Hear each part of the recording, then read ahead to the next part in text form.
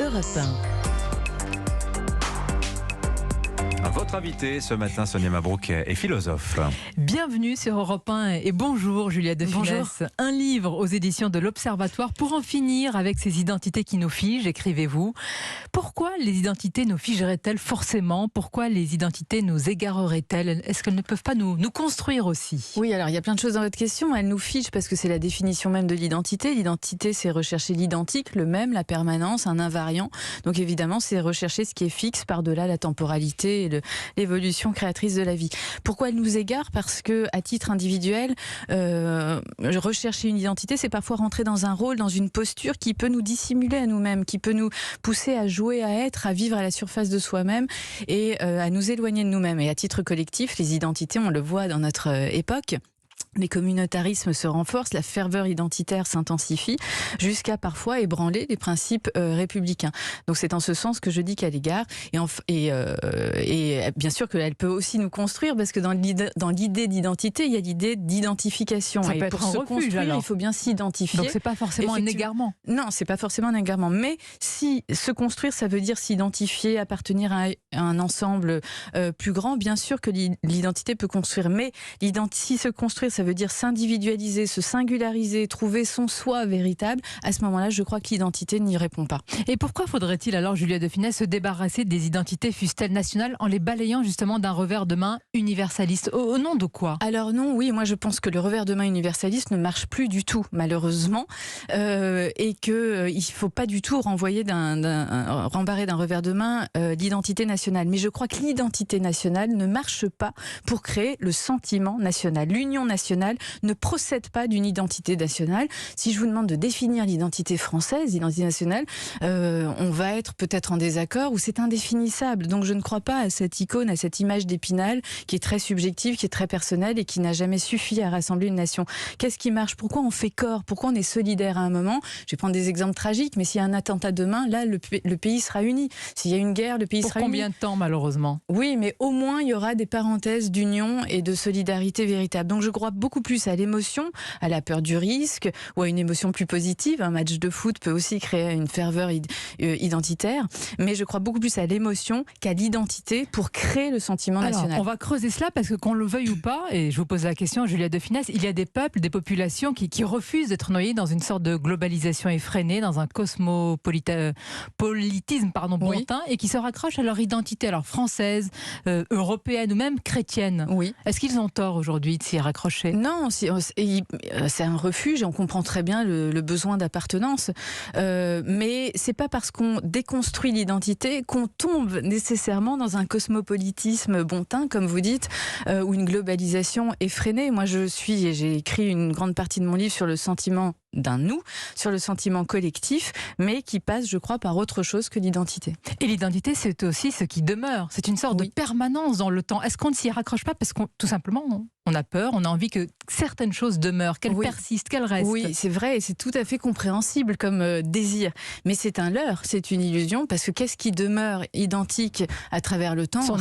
Rien. Son identité. Alors l'histoire est constitutive de l'identité. Moi, je ne suis pas du tout à balayer l'histoire ou à balayer l'héritage. C'est constitutif de l'identité. Mais on ne peut pas pour autant réduire l'identité à l'histoire. Il y a une très belle phrase de Finkielkraut dans L'identité malheureuse qui dit « L'histoire, c'est le nous dans le jeu ». Donc comment définir un soi par ce qui n'est pas soi? Ça ne veut pas dire qu'on dénigre l'histoire, mais ça veut dire que l'histoire n'est pas un conditionnement, c'est une condition d'existence, c'est une situation, mais c'est pas un déterminisme, c'est une donnée, c'est pas une irréductibilité. On peut pas faire l'histoire, c'est un point de départ, mais c'est pas une ligne d'arrivée.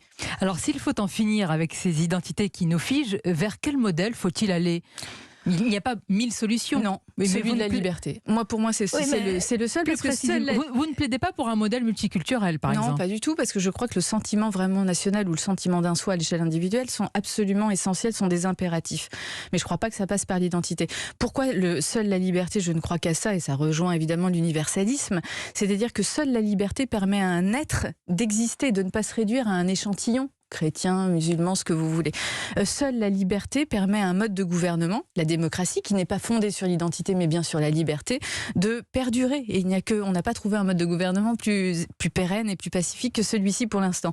Donc seule la liberté, pour moi, évite le piège de l'identitarisme qui est à l'œuvre dans chaque drame collectif et dans chaque naufrage individuel. Mais par exemple, l'identitarisme woke aujourd'hui vous dit non, pas de liberté, si ce n'est justement d'être enfermé dans une identité. Quel modèle faut-il opposer à cet Oui, sur le woke, on peut très bien comprendre certaines revendications. Je ne suis pas complètement à renvoyer d'un revers de main le wokisme, parce qu'il peut y avoir des discriminations, des injustices dans la réalité qui sont prohibées par la justice, mais qui demeurent persistantes dans la réalité. Donc on peut avoir la pensée suffisamment élargie pour comprendre qu'il y ait des codes qui peuvent être des systèmes de pouvoir insoupçonnés. Donc je ne rejette pas tout du wokisme, mais je rejette de manière... Le néo-féminisme, vous dites, vous vous posez la question, en quoi les femmes seraient-elles mieux représentées par les femmes ? Oui. C'est confondre la représentation et la représentativité. Je peux être représentée par un avocat homme, peut-être de manière plus pertinente que par une femme qui est avocate et qui est moins pertinente dans son métier. Alors donc comment vous l'expliquez à Madame Sandrine Rousseau je lui dis qu'elle confond la représentation et la représentativité. La représentativité, c'est vouloir l'identité, l'identitarisme entre la personne représentée et le représentant. Et la représentation, c'est on dépasse ces différences-là et on recherche plutôt le mérite et la qualité. L'universalisme ressemble aujourd'hui pour beaucoup à une sorte de modèle désincarné. Il n'en reste plus grand-chose, il n'y a plus de chair. Vous le défendez malgré tout encore. Non, je le défends parce que je suis profondément universaliste, mais j'ai bien conscience qu'il ne suffit plus, qu'il a perdu de sa puissance, qu'il a perdu de son prestige et que invoquer l'universalisme ne sert quasiment plus à rien. Je le regrette parce qu'il y a des livres de philosophes qui sortent en ce moment sur le génie français, on ressort tous les grands auteurs. Mais le problème, c'est que si on reste aux prises avec le réel, on se rend compte que ça parle à une très petite catégorie de Français. Donc comment éviter le piège de l'universalisme indifférenciant sans tomber dans un identitarisme étriqué? C'est ça la question. Et pour moi, la seule solution, c'est de hiérarchiser les choses. C'est un chemin de crête. Quand on parle identité, je le disais tout à l'heure, Juliette de Finesse la renvoie, ça résonne avec l'actualité, notamment l'un des sujets évoqués souvent, c'est l'immigration. Et vous dites dans votre livre, je vous cite, l'identité est à l'origine de bien des conflits. Vous les détaillez à l'échelle familiale, nationale, internationale, et vous insistez sur la France qui rencontre, dites-vous, un problème identitaire majeur lié à une immigration massive, n'ayant pas le projet de changer de valeur pour adopter celle du pays qui les accueille. Mais vous ajoutez juste après une phrase qui contrebalance un peu ces propos directs.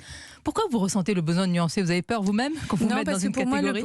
Parce que non, pas du tout. C'est pas une question de peur. C'est que pour moi, je pose le problème existentiel, pas le problème politique. C'est pas mon registre, c'est pas mon métier. Et pour moi, le problème existentiel est celui-ci que la France rencontre à l'échelle européenne ou à l'échelle nationale. Comment persévérer dans son être? Comment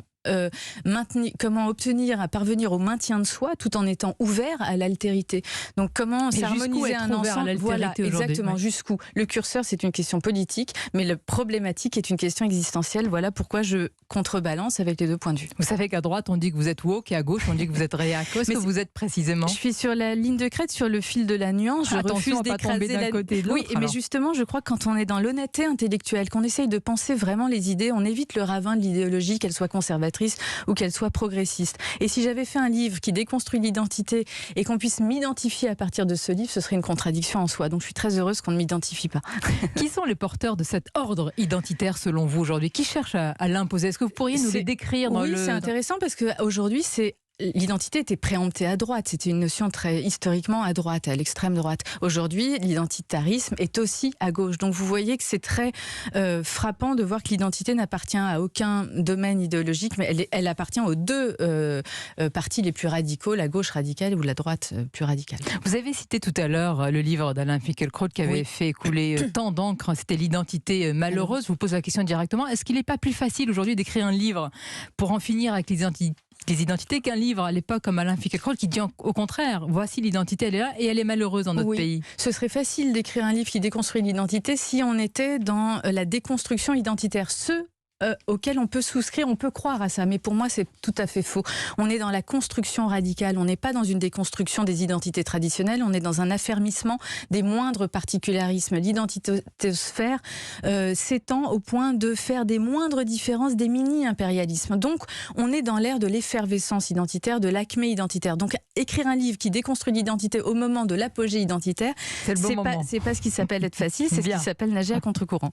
Mais d'accord, si on met de côté les identitarismes et qu'on tient à l'identité, certains de nos auditeurs peuvent vous dire, mais nous, on tient à cela, parce que c'est un héritage culturel, c'est une permanence. Comment les faire s'éloigner justement de cette identité-là? Non, il ne s'agit pas de faire éloigner, on peut avoir des sentiments d'appartenance très forts, mais c'est de montrer que le sentiment de soi ne procédera pas de ces appartenances. L'appartenance rassemble, réunit, mais elle ne distingue jamais. Si on veut aller un peu plus loin, tout en ayant des appartenances et en ayant vraiment le sentiment, éprouvant le sentiment de soi, à ce moment-là, je crois que ça passe par d'autres expériences, celle de la liberté, mais je fais un vadémécum dans mon livre, des pistes très concrètes pour ressentir vraiment le sentiment de soi à travers différents auteurs. On va en parler parce que là on va parler de l'individu Juliette de Funès. Comment justement on se construit dans un monde qui cherche à globaliser nos comportements et qui cherche à les lisser?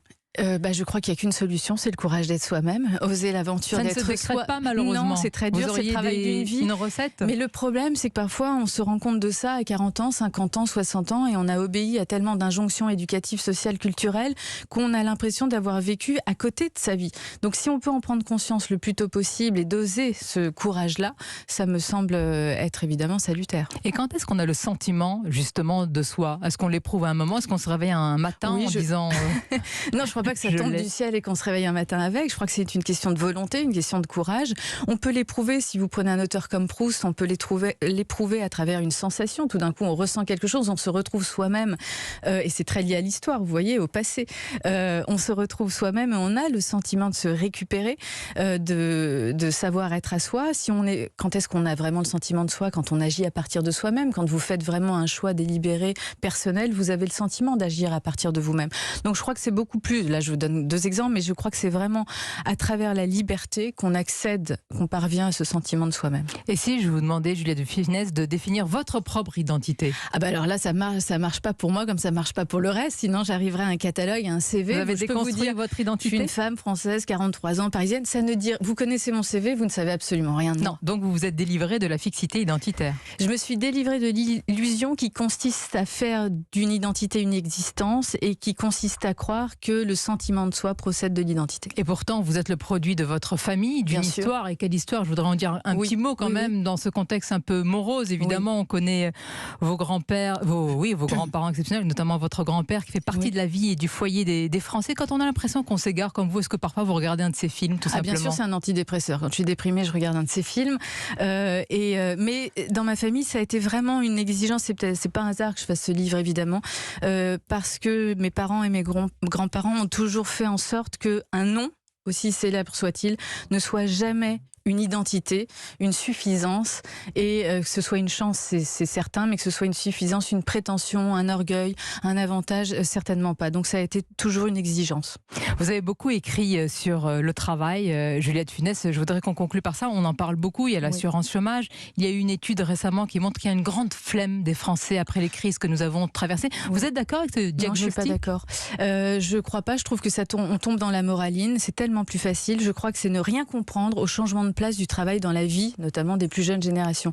Aujourd'hui, on assiste à un changement de paradigme sur le sens du travail très frappant, c'est-à-dire que le travail ne fait sens aujourd'hui que s'il concède à n'être qu'un moyen au service de l'existence. Alors que pour ma génération, j'ai 43 ans, et pour les précédentes, on avait une tendance forte à considérer le travail comme une finalité en tant que telle. On avait un beau boulot, on avait réussi sa vie sociale. C'est beaucoup moins vrai aujourd'hui, mais qui est-ce qui donne le plus de sens à son travail? C'est pas ceux qui le considèrent comme nous avant, comme une finalité en tant que telle, parce que travailler pour travailler n'a aucun sens. C'est ceux, et notamment les plus jeunes générations, qui considèrent le travail comme un moyen pour s'épanouir dans l'existence, pour gagner de l'argent, pour voyager, pour tout ce que vous voulez. Donc le gros paradoxe, c'est qu'aujourd'hui le travail fait sens que s'il concède à n'être qu'un moyen. S'il continue de se penser comme une finalité en tant que telle, il perd tout son sens. Mais c'est pas évident de réfléchir comme ça dépend aussi du travail, des conditions, de la hiérarchie. Oui, le sens c'est partout, parce que souvent on me dit oui, mais se questionner sur le sens de son travail, c'est quelque chose de bourgeois, pas du tout. Le sens est beaucoup plus évident. Quand on travaille à l'usine, la question du sens, elle se pose pas parce qu'elle est tellement évidente qu'elle ne se pose plus. Mais évidemment que le sens au travail est une question qui concerne tous les types de travaux. Mais je vais vous dire, ça fait du bien de venir au travail quand on interviewe quelqu'un comme vous ce matin. C'était un vrai plaisir d'être interviewée par vous. Merci beaucoup. Juliette de Funès, Le siècle des égarés aux éditions de l'Observatoire.